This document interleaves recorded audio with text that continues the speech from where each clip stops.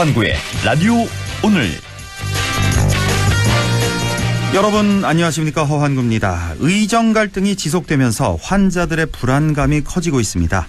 40개 의대 교수단체인 전국의과대학 교수협의회가 대한의사협회가 주도하는 오는 18일 전면 휴진에 동참하기로 했고, 수도권 빅5 병원을 중심으로 무기한 휴진 결의도 이어지고 있는데요.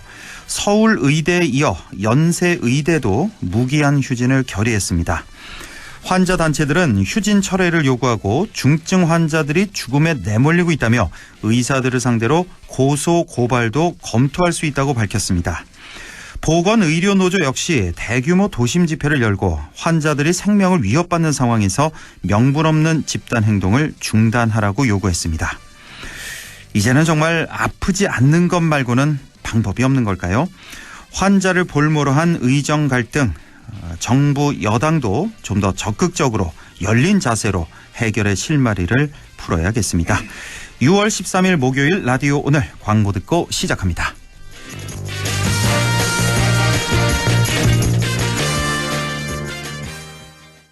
한 번에 합격! 해커스로 가자! 해커스 공무원 합격! 해커스 공인중개사 합격!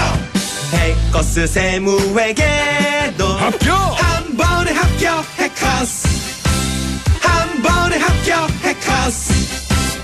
락토핏 이렇게 새로 오셨어? 건강하고 씩씩하게. 아이들도 락토핏. 혈당 케어 힘드시죠? 부모님도 락토핏 당케어.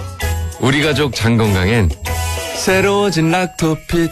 우리 가족 맞춤 락토핏. 건강 건강기능식품입니다. 이 음악을 듣고 하던 일을 잠시라도 멈췄다면, 이 소리를 듣고 잠시라도 설레었다면, 당신의 리니지 M은 아직 끝나지 않았다는 이야기입니다. 새롭게 쓰일 당신의 이야기. 신서버 말하는 섬 사전 예약 중. 리니지 M 12세 이용가. 당신은 아마 아직 모를 거야. 장기렌트 숨은 강자. 아마존 아마 믿지 못할 거야. 합리적인 이 가격을. 아마존 장기렌트의 숨은 강자 홈페이지에서 실시간으로 확인하세요. 아마존카. 이런 게 있을까? 원리금 보장 되는데, 만기 땐 가상금리, 복리이자도 주는데, 분리과세까지. 에이, 너무 이상적이지. 미래에셋증권에서만 만날 수 있는 개인 투자형 국채. 너무 이상적인데 현실. 미래에셋증권 개인투자용 국채. 청약 가자! 원금 손실에 유의하시고 투자 전 상품 설명서 및 약관을 꼭 읽어보세요. 네, 라디오 오늘 목요일 순서 시작합니다. 1부 안영진의 쾌도난법 함께하고요. 2부 이슈오늘에서는 우리 정 문경을 배경으로 한 영화가 만들어졌죠. 잠시 후 문경 출신 신동일 영화 감독을 연결해 보겠습니다. 이어서 임미의 그래도 정치 함께하겠습니다. 라디오 오늘 유튜브로도 다시 들으실 수 있습니다. 많은 애청 바랍니다.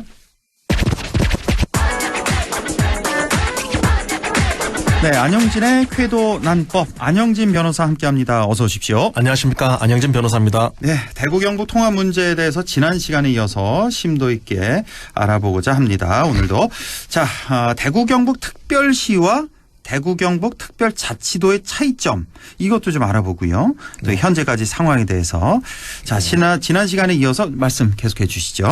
네, 최근 논의되고 있는 경북과 대구의 합병 추진에 대해서 지난 5일이죠. 일부 국회의원들이 강한 우려를 표명했는데요. 네. 통합 문제에 대한 국회의원의 첫 공식 발언이기도 합니다. 네. 이날 이철우 경상북도 지사와 경북의 지역 및 비례 국회의원들이 서울 여의도의 모 호텔에서 총선 이후 처음으로 모인 자리에서인데요. 네.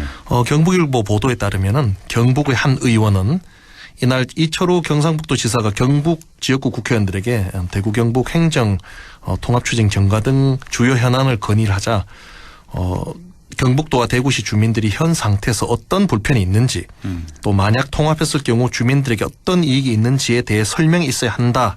고 말해서 추진 방식과 사전 공강대 형성에 대해 문제점을 지적했다는 보도가 있고요. 경북의 한 의원이 예. 뭐 누군지 실명은 안 실명이 또 안 나왔습니다.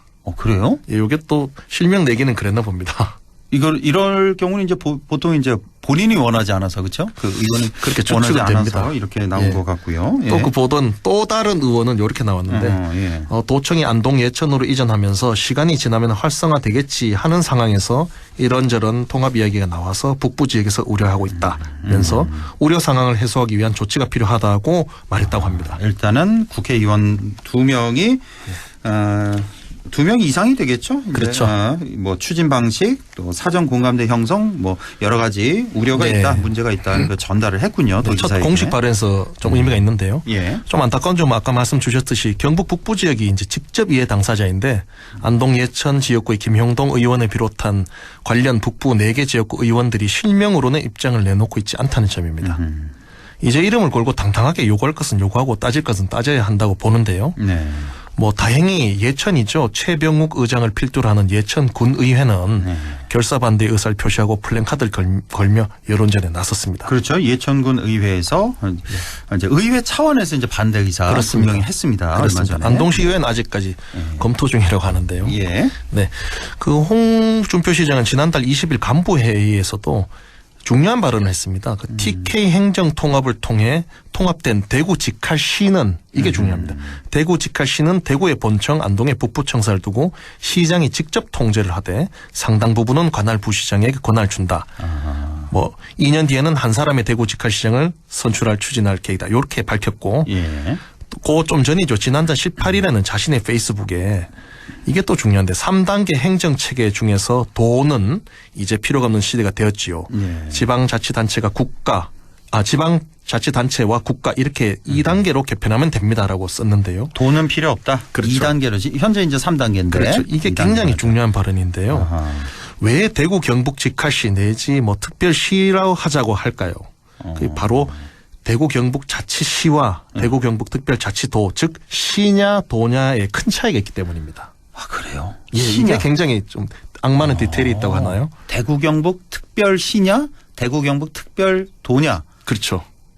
그 차이가 좀 있나요? 여기까지는 생각을 안 이게 해봤는데. 굉장히 좀 지금 언론이나 여론에서 강화되고 있는 부분인데요. 근데 홍준표 시장은 계속 시라고 특별시를 하죠. 해야 된다. 그렇죠. 그 그런 워딩이 주장을 굉장히 하고. 정확하게 나오고 있는 겁니다. 혹시 이철우 지사는 이철우 지사님은 좀 특별하게 뭐 이제 명칭이나 그 청사 위치에 대해서는 뭐 성급하게 하는 게 아니고 충분한 뭐 해야 되고 북부적 배려 이렇게 좀 추상적인 좋은 말씀 하시는데 명칭에 대해서는 언급을 안 하고 알고 있습니다. 좀 더 홍준표 시장이 현재는 명확하게 그렇죠. 표현을 하고 있거든요. 시로 하자고 하고 있죠. 특별시로 하고 그다음에 본청은 대구에 두고 그렇죠. 안동에 북부청사를 두자. 그렇죠. 포항에도 남부청사죠. 남부청사 두자. 예. 그렇게 밝혔고 이철우 지사는 아직 좀 신중한 상태고. 그렇죠. 예. 이게 직할시로 하게 되면은 산하의 시군구의 경우에는 현재 행사하고 있는 행정 권한의 상당 부분을 직할시로 이전해야 됩니다. 그래서 기초자치단체 행정 권한은 축소되고 반면에 직할시의 직접 집행 기능은 강화됩니다. 예. 그 현재도 대구 광역시 내에 달서구, 수성구 등등의 자치구가 기초자치단체로 되어 있습니다. 네. 한편 경상북도 내에는 안동시, 예천군 등 등이 가지고 있는 자치권과는 상당히 그 자치구는 약한 자치권밖에 없다는 거죠. 달라요. 그러니까 예. 수성구, 달서구나 안동시, 예천구 똑같은 기초자치단체인데 예. 그 자치 권한을 따지면은 대구시, 수성구보다 경상북도, 안동시가 그 자치 권한은 훨씬 많다. 천지 차이입니다. 집행을 하니까. 아하. 이게 대구 광역시는 기본적으로 집행기관이고 네, 예. 자치구는 오히려 지원기관적 성격이 강하고요. 예. 반면에 경상북도 기타 도의 경우에는 시군이 직접 집행기관입니다. 도의 경우에는 지원기관적 성격이 강합니다. 그 도시계획 상하수도 등등의 각종의 행정적 권한의 유무 정도가 큰 차이가 난다는 거죠. 이런 게 있었군요. 예. 오늘 마치 그 대학교에서 행정학과 수업을 듣는 듯한 그런 기분이 드네요. 예.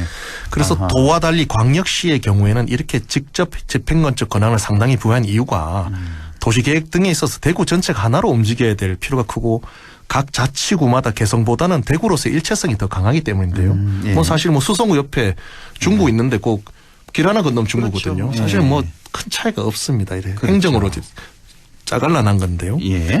반면에 경상북도의 경우에는 기초자치단체의 폭넓은 자치권 인정하는 이유가 있습니다. 그거는 이게 경북이 면적도 큰데요. 각 기초자치단체마다 처한 사정이 다 다릅니다. 네. 그래서 각 시군마다 계획을 세우고 집행할 필요성이 있기 때문인데요. 각 특유한 사정에 대해는 도보단 시군이 더 잘 알고 있겠죠. 그렇죠. 그래서 상주, 안동, 청송, 영덕, 영주, 포항, 경주, 경산 각각 다 상황이 다릅니다. 예. 그래서 한꺼번에 하기에는 너무 개성이 강하다는 거죠. 그렇죠. 그래서 한 건데요. 그런데 이제 아까 말씀드렸듯이 대구 경북 직할시가 되어버리면 현재 경북의 각 시군들이 누리고 있는 자치 권한의 상당 부분이 이제 직할시가 직접 행사하는 거로 정리되어 버린다는 거죠. 아하. 이것은 이제 시군의 입장에서는 현재 상당한 문제고 예. 시군의 막강한 자치 권한이 현재 대구의 자치구에서 행사하는 권한 또는 그 이하로 격화된다는 겁니다.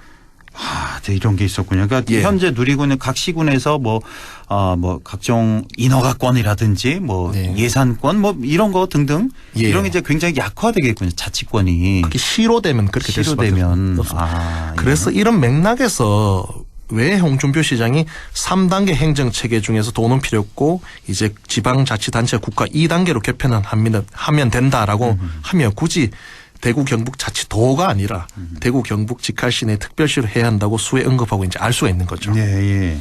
예. 그 시군구의 기능이 실질적으로 약화되어 있기 때문에 국가와 지자체 즉 대구 경북 특별시 2단계 구조로 변한다고 말을 한 거죠. 예. 현재 통합청사의 위치, 명칭 문제를 주로 논하고 있는데요. 뭐 심지어 경북 북부는 소외를 느낄 것이니 산하 기관을 몇 개 던져주자라는 뭐 논의마저 나오고 있습니다. 그래요. 예. 근데 좀 더 본질적인 부분은 바로 우리가 뽑은 시장 군수가 우리 시군의 문제를 정할 권한을 대구 경북 직할 시장으로 넘기는 문제에 대해서 우리가 동의하느냐는 문제입니다. 동의하기 쉽지가 않죠. 예. 그래서 뭐 기초자치단체의 자치권의 현저한 약화 및 풀뿌리 민주주의에 대한 위험이라는 좀 더 본질적이고 중요한 문제가 있는 것인데요. 그러니까 지방자치 시대에 역행하는 거 아니에요? 이렇게 되면은? 그렇죠. 그 직접 집행기관이 광대한 영역과 많은 인구를 다룰수록 당연히 지역마다의 자치권은 좀 약해지고 지방 풀뿌리 자치의 이념은 약화될 수밖에 없는데요. 예. 이런 이유에서 이명박 정부에서는 도와 시를 폐지하고 인근 시군 몇 개 합쳐서 이제 지방 자치를 강화하는 한편 규모의 경제를 실현하고 중복 기능을 철폐하고 이제 도나 그 광역시 옥상옥 기능을 없애는 정책을 추진한 건데 이것도 일종의 2단계 구조인데 이거는 이제 홍준표 시장이 말한 2단계 구조랑 결이 다른 거죠. 좀 다르죠. 자치권은 그대로 살아있는 거죠. 그렇죠. 각 시군에. 그 기초를 합쳐서 준다는 거니까요. 그렇죠. 예. 그래서 한편에서는 그렇습니다. 이 어떤 이 자치권을 광역으로 주면은 이제 그 현재 기초 자치단체의 문제점이죠. 뭐 일부 토호세력의 유착성이라든지 이런 비리 문제를 좀 덜하게 할 수 있고 오히려 통일적으로 규리해서 합리적으로 할 수 있지 않냐 이런 반론도 있었습니다. 그런 장점도 물론 있긴 있겠군요. 예, 그렇죠. 업자가 접근하기에는 도지사 접근이 쉽지 않거든요. 그렇죠. 뭐 그런 예. 점을 드는 경우도 있었는데요. 예. 그렇습니다. 시대의 흐름은 국가에서 시도로, 시도에서 기초시군으로 권한을 이양하는 지방자치의 시대인데요. 예. 국가는 뭐 시도에 대해서 또 시도는 각 기초시군에 대한 이해와 인식이 약할 수밖에 없고 이제는 그 지역에 살고 그 지역을 잘 아는 사람이 그 지역을 이끌어야 한다는 것입니다. 예.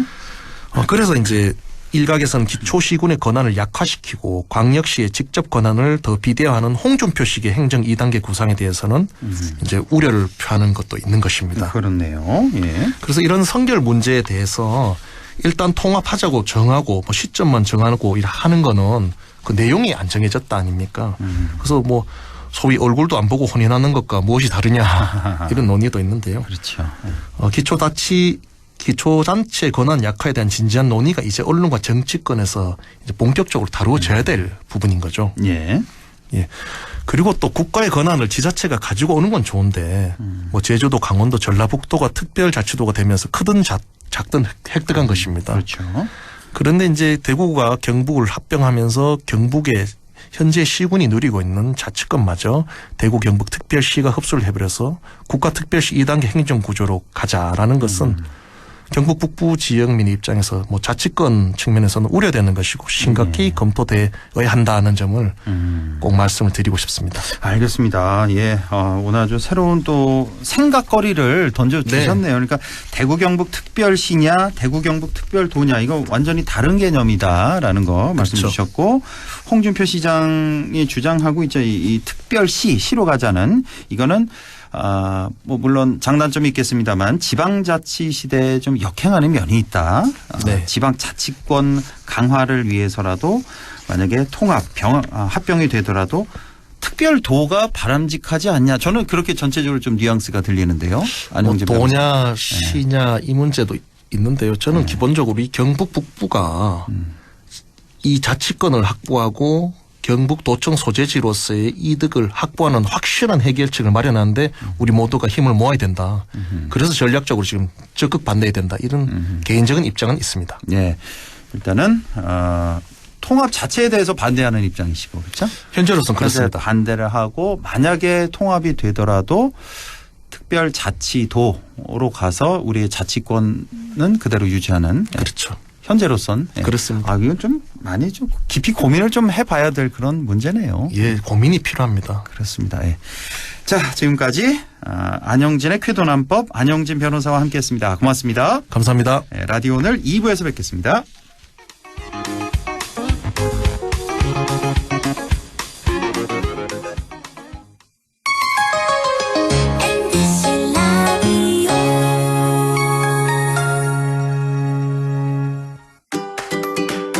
안동과학대학교에서 오는 6월 14일까지 지역산업연계 바이오 생명 분야 인력 양성과정 교육생을 모집합니다.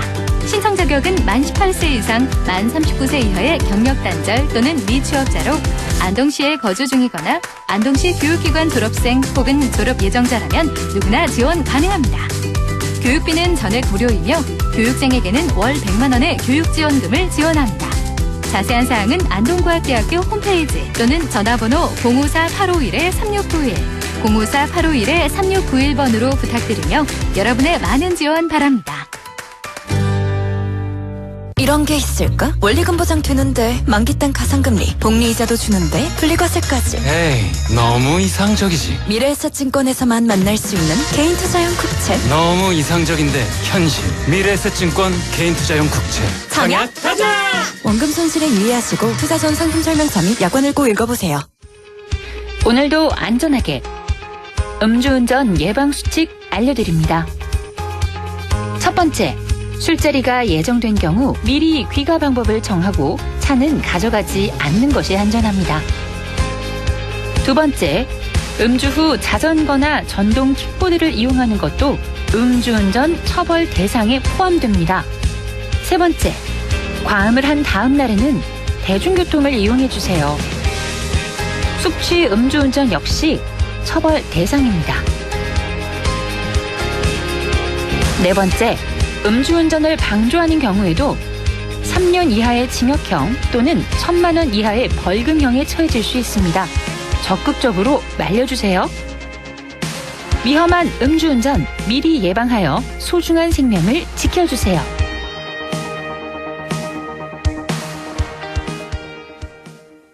또 다른 내일을 꿈꿔요.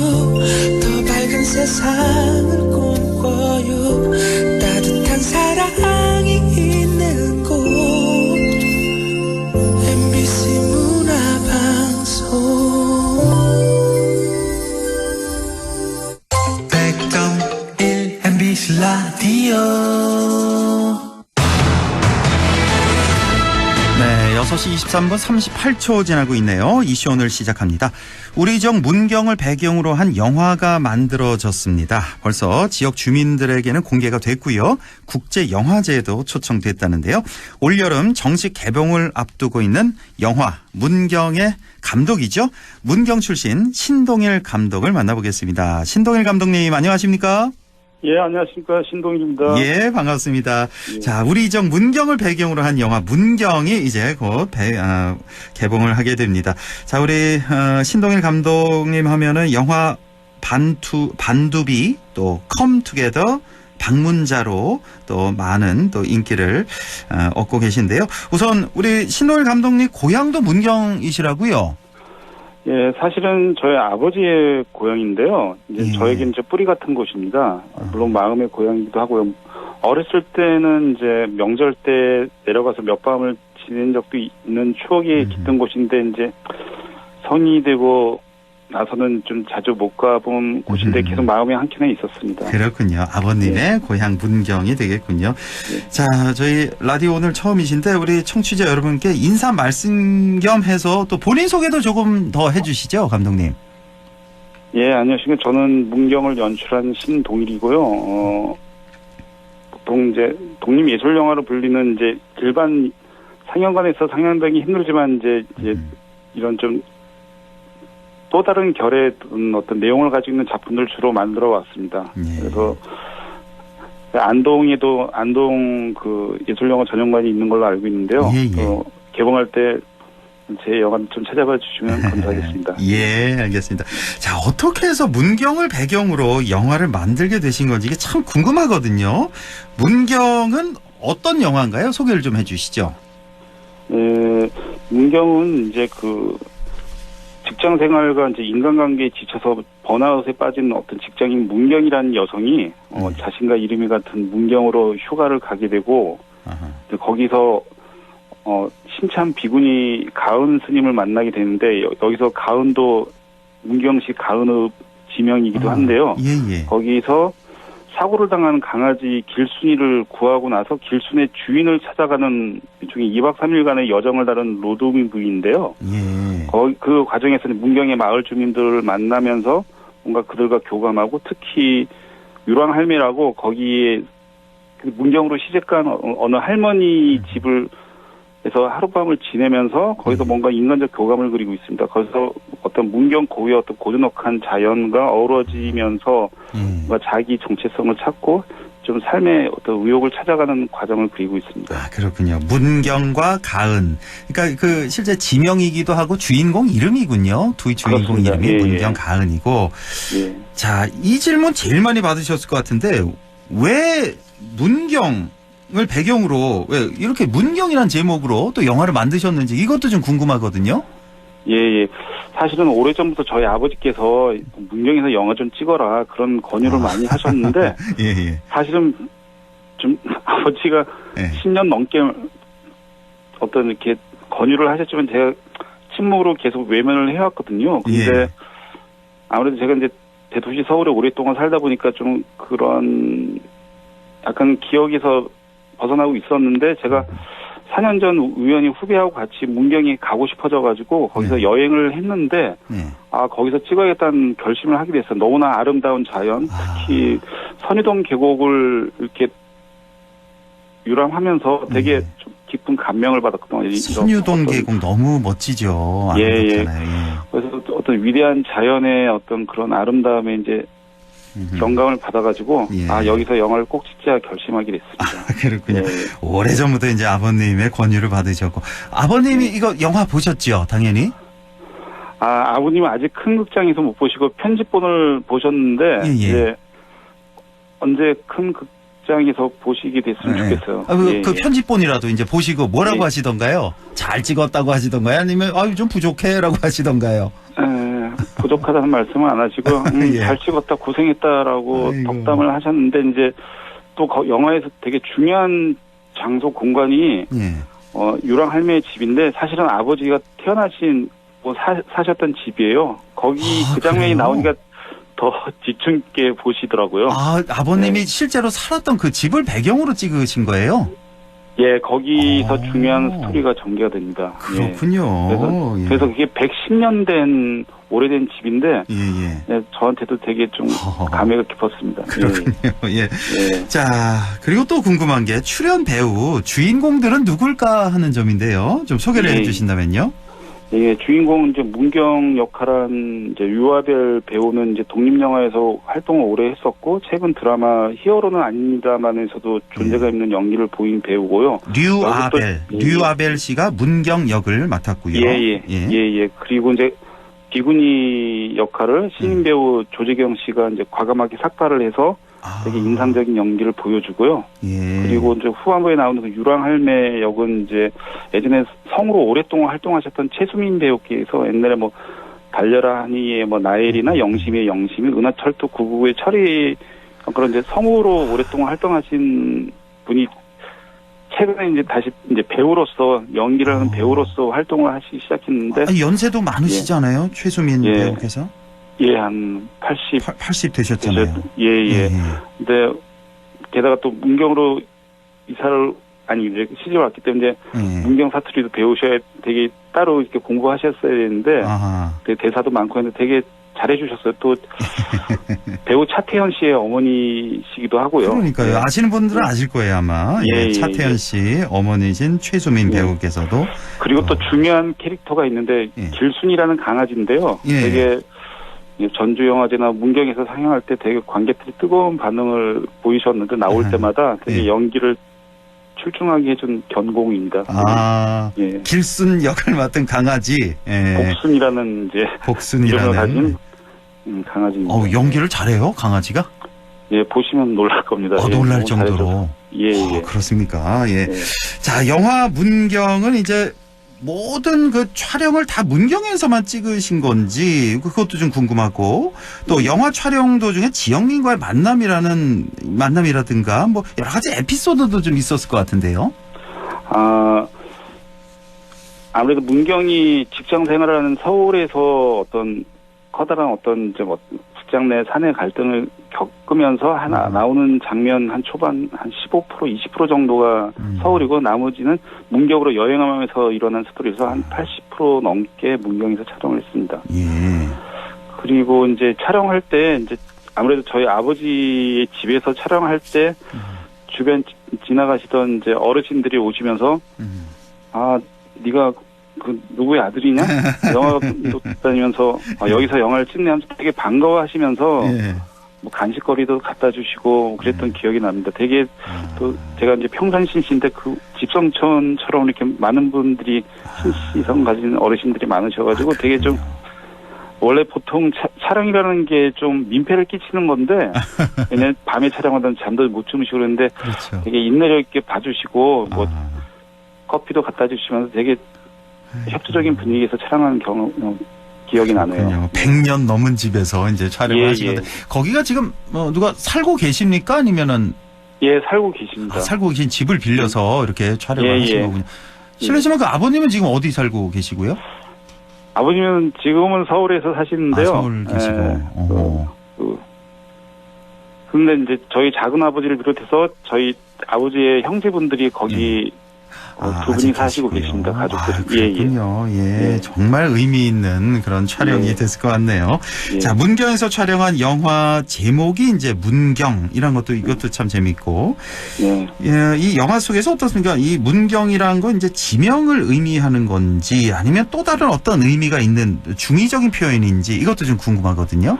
그러니까 말씀드렸다시피 이제 문경이라는 여성 주인공의 이름이기도 하고 또한 문경이 문경 가는 스토리인 거죠. 그래서 지명이기도 하고 그래서 또 문경이라는 말이 근원이 문의경서 그러니까 좋은 소식, 경사스러운 소식을 듣는다는 뜻도 있어서 이게 또 작품의 주제와도 좀 연관되는 것 같습니다. 그렇군요. 자, 정식 개봉을 앞두고 지난달에는 문경에서 특별 상영회를 가졌다고요. 현장이 어땠습니까? 분위기가?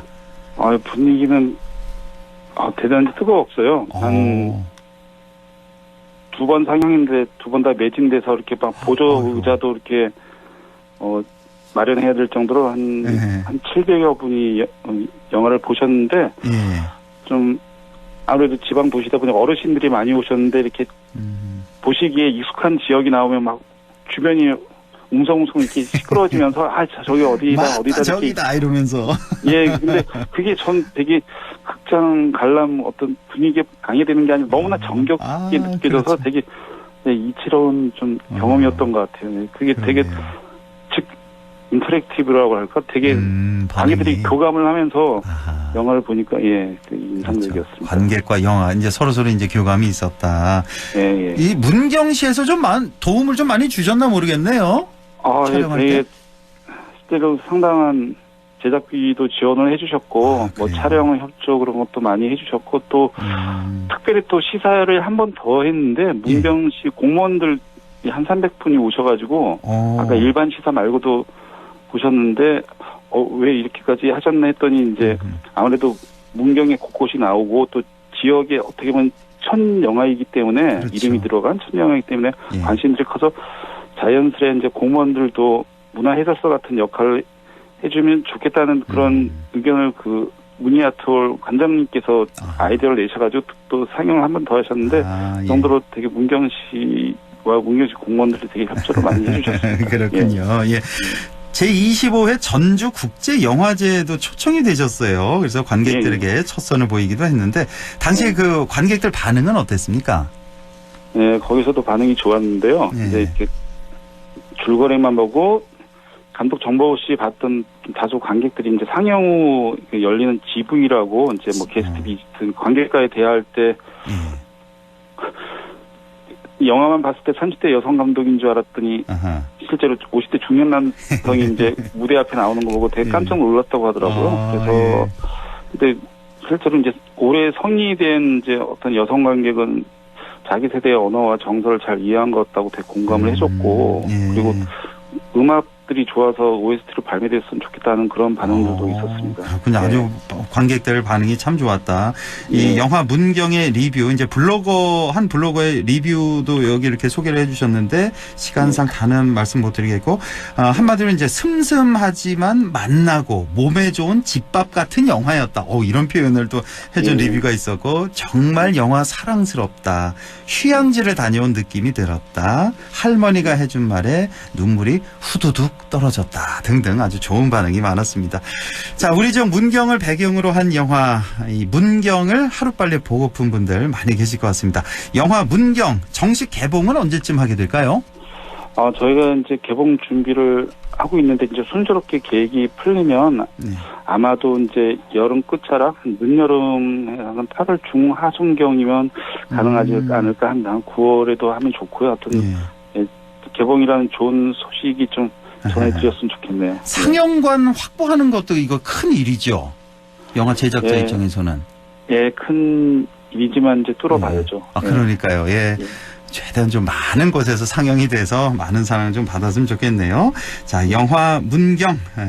우리 지역민들도 꼭 한번 봐야 할 그런 영화인 것 같습니다.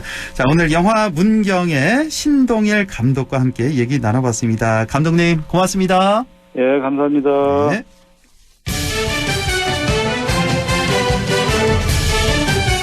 네, 임미의 그래도 정치 바로 이어갑니다. 오늘도 더불어민주당 임미애 의원과 함께합니다. 안녕하십니까? 네, 안녕하세요. 임미애입니다. 네, 22대 국회 출발부터 아주 시끌시끌합니다. 자, 상임위 위원장 단독 선출에 국민의힘 반발이 거센데요. 헌정사 최초로 여당이 본회의에 불참했고 또 상임위 보이콧까지 하고 있는 이런 상황. 자, 이 상황 야당 독주냐 아니면 여당의 무책임함이냐 어떻게 평가하시겠습니까? 저는 국민의힘이 날마다 야당할 결심을 하고 있다. 너무 무책임하다 이런 생각을 합니다. 그러니까 21대 국회가 열렸을 때요. 당시 국민의힘 전신인 미래통합당이 야당이었거든요. 당시에는 야당. 야당이었어요. 그런데 그때도 원 구성 협상에 항의하면서 주호영 원내대표가 의사진행 발언을 했고 그러면서 일단 의원들이 모두 들어왔다가 집단 퇴장을 했던 적이 있습니다. 기억납니다. 네, 그러니까 다시 말하면 첫 번째 본회의는 모두 다 참석을 했던 거죠. 야당이었을 때도. 그런데 지금은 정부 여당이지 않습니까? 국정에 대해서는 무한한 책임이 있는 정당인데 이 야당일 때 보였던 최소한의 책임감마저도 여당인 국민의힘이 좀 이렇게 내팽개친 거 아니냐.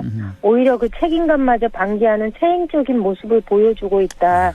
이런 생각이 좀 듭니다. 그 본회의장에 첫날에 계셨으니까 당시 제 기억으로는 여당 국회의원들은 다 아예 입장조차 안 하고 추경호 원내대표인가요? 와서 잠깐 연설을 했었던 그렇죠? 그런 기억이 있는데 아예 입장 자체를 안 했던 거군요. 본회의장에. 네, 거기 본회의장 입구에서 구호를 외치고 피켓팅을 하다가 13분 만인가요? 네, 저는 좀 오래 할 줄 알았어요. 그런데 한 13분 정도 하더니 좀 정리하고 가시더라고요. 카메라 이제 다 찍을 거 찍고 해서. 그래서 저는 조금 실망스러웠어요. 이게 그래도 여당이잖아요. 오히려 야당을 설득해야 되는 위치에 있는 여당인데 그리고 저는 법사위 하나 때문에 이렇게 국회를 파행으로 끌고 가는 게 과연 맞느냐. 왜냐하면 저희가 18개 상임이거든요. 예. 그중에 국회 의석수를 기준으로 나누면 11개는 민주당, 그러니까 다수 의석, 그다음에 7개가 국민의힘이 가져가야 되는데 네. 민주당 입장에서는 그 7개 의석을 어떻게 배분을 했냐 하면 그래도 돈을 쥐고 있는 정부 여당이니 네. 그 경제와 관련된, 지금 경제가 굉장히 어렵잖아요. 경제와 관련된 부처는 국민의힘이 가져가고 기재위 또한 이런데. 외교, 안보, 통일, 국방 이런 부처는 사실 민주당이 가져오기가 어렵잖아요. 네, 예. 이런 상임위는 다시 국민의힘에 준 거죠. 그러면 그렇게 치면 7개예요. 예. 국방위 같은 경우에 위원장을 만약에 민주당이 가져오면 저희 입장에서의 좋지요. 최상동 문제도 다시 처음부터 되짚어 볼 수 있고. 그런데 국방위는 그래도 정부 여당이 가져가야 되는 게 아니겠나 싶어서 저희 입장에서는 의석을 기준으로 해서 여당의 입장을 최대한 반영해서 상임위를 배정했다고 생각했는데 네. 저는 법사위원장 하나 안 준다고 이 모든 국회 일정을 파행으로 몰고 가는 건 국민의힘이 이 책임 있는 여당으로서는 해서는 안 될 짓을 하고 있다라는 생각을 하고 있습니다. 그럼에도 불구하고 이제 이건 이제 야당 입장이신 거고 여당 입장에서는 아니 그래도 그렇지 11개 상임위라고 하지만 뭐 알짜 상임위 뭐 법사위 운영위 과방위 뭐 예결위 등등 어떻게 알짜만 그렇게 쏙 빼서 가져가냐 이런 비판도 분명히 여당 쪽에서는 있잖아요. 여기에 대해서 뭐라고 네. 하시겠습니까? 그러니까 저는 그것을 알짜라고 얘기를 하면 어느 것인들 알짜가 아닌 게 있겠습니까? 네. 네, 그래서 저희는 아까도 말씀드린 대로 그 기준이 이것이 알짜다 아니다가 아니라 여당으로서 책임져야 할 부분의 상임위는 여당이 가져가고 그렇지 않은 곳은 민주당이 가져갔다. 저희는 원칙을 그렇게 세우고 있거든요. 예. 그런데 뭐 최종적으로 추경호 원내대표 얘기로는 뭐 법사위는 가져가고 나머지 운영위와 이 뭐 과방위는 너희가 가져가더라도 법사위만큼은 국민의힘이 가져가야 되겠다라고 얘기를 하면서 이렇게 파행으로 이끌고 온 건데 저는 사실 그 말이 나왔을 때 좀 의외였어요. 저는 운영위를 끝까지 지키겠다 이럴 줄 알았거든요. 대통령실도 있고 이 여당이 의회 운영과 관련된 모든 권한을 이 안에서 논의하기 때문에 그래서 좀 운영위를 달라고 하지 않을까 싶었는데 오히려 법사위 안 주면 들어오지 않겠다라고 하니 그거야말로 오히려 김건희 여사를 지키기 위한 그 몽리가 아닌가라는 생각을 저희 입장에서 그러니까 저는 하고 있는 거죠. 예, 지금 뭐 민주당에서도 그렇고 국회의장도 그렇고 이번 주에 이제 결판 내자 이거 아닙니까? 상임위 나머지 7개도 다 결정을 하자. 네. 이거 어떻게 합니까? 지금 분위기로 봐서는 국민의힘은 뭐 함께할 것 같지 않은데요. 저희가 원래는 13일까지, 그러니까 오늘까지 기다려보겠다라고 얘기를 했고, 오후에 저희가 일정 다 비워두고 본회의 준비를 하고 있었는데요. 예, 오전에 저희 회의하면서 아무래도 의장님이 오늘까지 시한을 두는 건 좀 무리가 있다. 조금 더 시간을 주고, 국민의힘과 협의를 하는 것이 필요하다. 그래서 오늘은 일단 본회의가 열리지 않았고요. 저희 입장에서는 그렇다고 해서 나머지 7개 상임위가 구성되지 않는 것을 무한정 기다릴 수는 없다고 저희는 생각을 합니다. 그래서 일단 처리해야 할 것들이 너무 많고 그러니까 조금 더 기다려보고 아마 국회의장이 결단을 하지 않을까 싶습니다. 그 조금 더가 언제예요? 내일이에요? 아니면 다음 주까지도 넘어가는 아마 제가 거예요? 볼 땐 다음 주 정도가 안 될까 싶어요. 아, 그래요? 지금 뭐 보도되는 내일이 거. 금요일이어서. 보도되는 걸 봐서는 이번 주에 이제 결판이 날 줄 알았더니 임미애 의원님이 아주 현장 생중계를 해 주시고 계신군요. 그러니까 다음 주까지는 일단은 한 번 더 참아보겠다 이거군요. 그렇죠. 넘어가는 거죠. 분위기로 봐서는 그런 것 같아요. 그래요. 예, 알겠습니다. 자, 그나저나 우리 임미애 의원님 이제 행안위 소속되셨잖아요. 아니에요. 저 행안위 소속됐다가 바뀌었어요? 그 조정이 돼서 지금은 농해수위로 일단 가게 됐는데요. 아마 이제 국민의힘이 들어오고 이게 전체적으로 상임위가 열리게 되면 재조정이 아마 일부 있을 것 같습니다. 아, 지금 농해 수위로 옮겨간 것도 확정은 아닌가요, 혹시? 그거는 일단은 확정인가요? 잠정적으로 확정이죠. 잠정적 확정됐고. 네네. 아, 그렇군요. 예. 알겠습니다. 예. 자, 얼마 전이죠. 그 며칠 전 국민권익위원회가 김건희 여사 명품백 의혹 사건을 종결 처리했단 말이에요. 이걸 네. 보고 아마 많은 국민들 납득하지 못하고 계신 것 같습니다. 이렇게 되면 뭐 고위공무원 배우자는 맘 놓고 뇌물 받아도 된다는 얘기냐, 이런 얘기가 지금 많이 나오고 있습니다. 이거 어떻게 보셨습니까? 그러니까 이거 너무 재밌지 않나요? 재밌었어요. 저는 네, 이 종결 처리하는 거 보면서 야 이거야말로 특검을 부르는 종결 아니냐 이런 생각이 좀 들었거든요. 예. 이 내용을 보면 결국 직무 관련성이 최대 쟁점이었잖아요. 예. 근데 직무 관련성을 따지려면 그 최재형 목사를 불러서 조사를 했어야 되는데 이 최 목사를 전혀 조사도 하지 않았고 그렇죠. 연락도 하지 않았고 또 이 물품을 받은 여사도 부르지 않았고 직무 연관성을 확인하려면 대통령도 불러야 되는데 그런 거 전혀 없었다는 거죠. 거기다가 매스컴 뉴스만 보고 판단을 했다는 예, 거잖아요. 예. 거기다가 이것을 권익위에 신고한 신고자도 3분 정도의 전화로 끝냈다 그러거든요. 아, 그래요. 그러면서 직무 관련성이 없다고 결론을 냈는데 거기다가 공식 결정문을 공개하거나 보도자료를 내거나 이런 것도 아니고 그냥 정승윤 부위원장이 1분 정도 그 구두로 브리핑하는 걸로 끝냈어요. 예, 예. 예, 거기다 발표한 시점도 사건 접수 이후 6개월이나 지난 다음에 한 거고요. 그것도 이거 딱 발표하고 나서 대통령 부부는 출국하셨고. 참 타이밍이 기가 막힙니다. 네. 근데 저는 이거 보면서 제가 오늘 법을 찾아봤거든요. 예, 예. 예, 정승윤 부위원장이 예.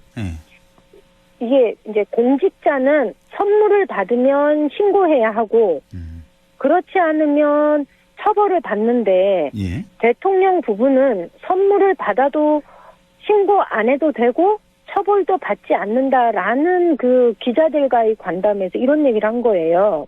예? 그게 무슨 말씀이세요? 이거 말이 이상하잖아요. 예. 그래서 내가 이걸 보니까 그 직무 관련성과 관계에 대해서는 요게 관계가 있는 경우에만 신고하도록 되어 있다는 거예요. 그러니까 이 명품백 300만 원짜리 명품백은 직무 관련성이 없다는 그런 주장인가요? 그렇죠. 그러면 이런 경우에 공직자 부인이 받으면 직무 관련성이 없으면 어느 법에 의해서 이게 처리가 되냐 하면 그 뭐죠?